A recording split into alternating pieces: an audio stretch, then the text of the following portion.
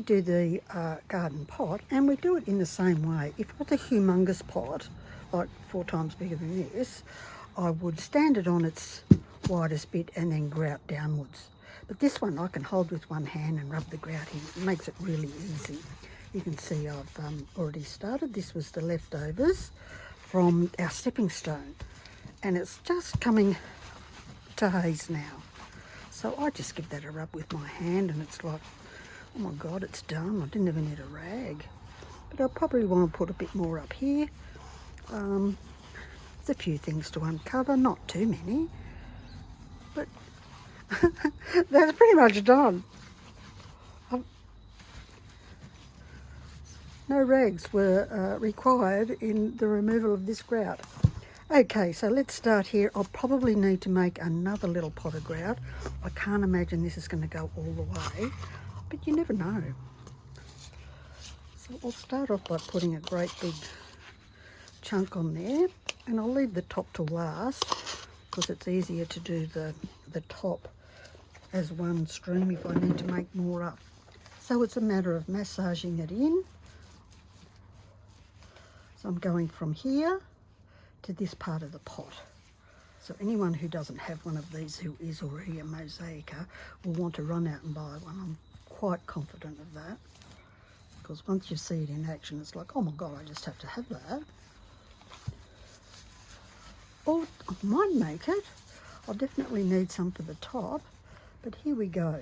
So from where I've put it in, I'm just going to wipe off the excess. And the other thing about wiping off the excess with one of these is that you can see where you may have missed some of the grout. So that when I come around to here, I just wipe that in and massage that in as well. Get the rest out of my little tub.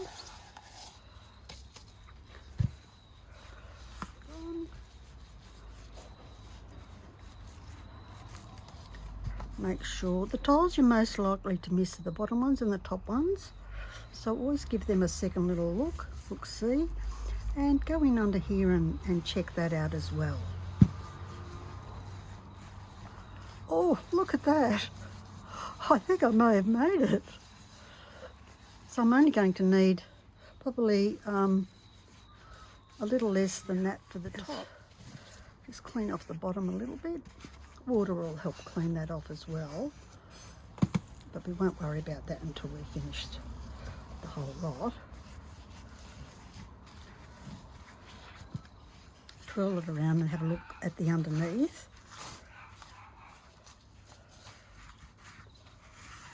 Just remember, I only did some of the underneath and brought them up. That's how I wanted it to be.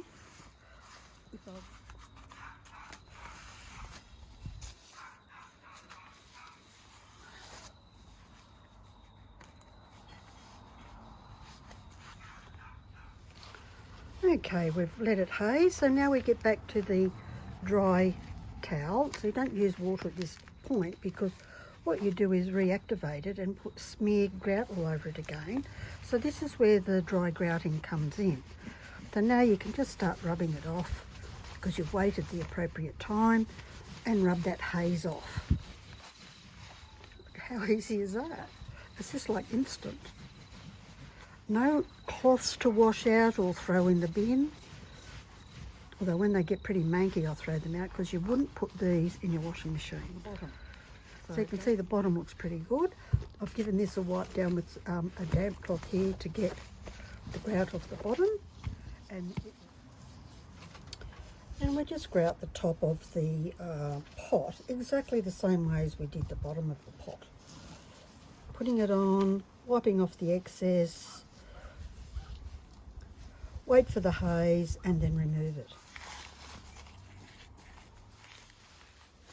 Then we do our final rub down and get any of the excess grout off. And these sorts of little bits will come off in our final clean. So we're just rubbing off what we don't need.